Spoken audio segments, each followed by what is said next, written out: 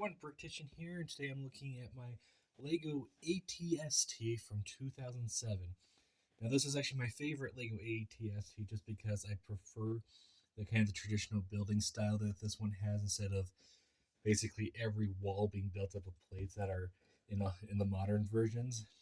But I guess we'll take a closer look at that. So first off here we have, I guess going from bottom to the top of the legs, and they have some posability, but they can't really uh, walk too well. Basically, back in the day, the way I would have it walk would just be kind of like this. But there are some posabilities with it, and you can kind of control everything, I guess, from the back here. So yeah, you can kind of control it and move the gear, aim, and be blasting with it. Uh, we do actually have opposable, I guess, nose turret there. Yeah, this arm turret that's also adjustable, and it's the same on this side. They just look different. Um, Kind of curious about the asymmetrical look on the original design of these things. We have the top hatch here, which is awfully square, of course. You have a dish so you can open it up easily, kind of the trap door piece on the top. You have this bar on the top, and you can see that actually had the minifigure grab onto it to kind of poke his head out, which is just kind of a fun little thing to do. So because yeah, you don't really get to see the inside too much. Character, of course, can be on the inside. There's actually a lot of room on the inside. Not so much that you can put two of the drivers side by side, but there. Not so much you can put this driver side by side, but you can put them one behind each other. So you technically, if you wanted to, you can put an Ewok um, driving this thing and Chewbacca kind of in the back, even though those minifigures were not included in the set. But yeah, it's pretty roomy in there.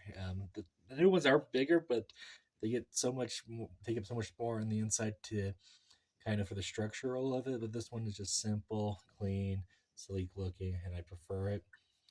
Um, but yeah, kind of going back to the minifigures. Yeah, you will get one minifigure in the set. Um, and here it is. Do really like the helmet piece there. I don't think Lego makes that helmet piece anymore, sadly, because it's it's vague enough, but gets the idea across, and you can use it in other things. Like you can have it kind of different, recolor it, and it could be kind of a cloth helmet hat, and you can have it in Egypt or something like that. This is before back printing was very popular, so you just have the front printing there. But I do really like the minifigure overall, and just I love the serious look on his face. I do wish this this set came with more minifigures, especially for its size. I feel like it should come with more. Um, like you could have probably included some heroes like Chewbacca or some Ewoks or something. And this set is pretty basic. You already have kind of that unique helmet piece. I don't, and plus you already had the Chewbacca mold and some Ewok molds.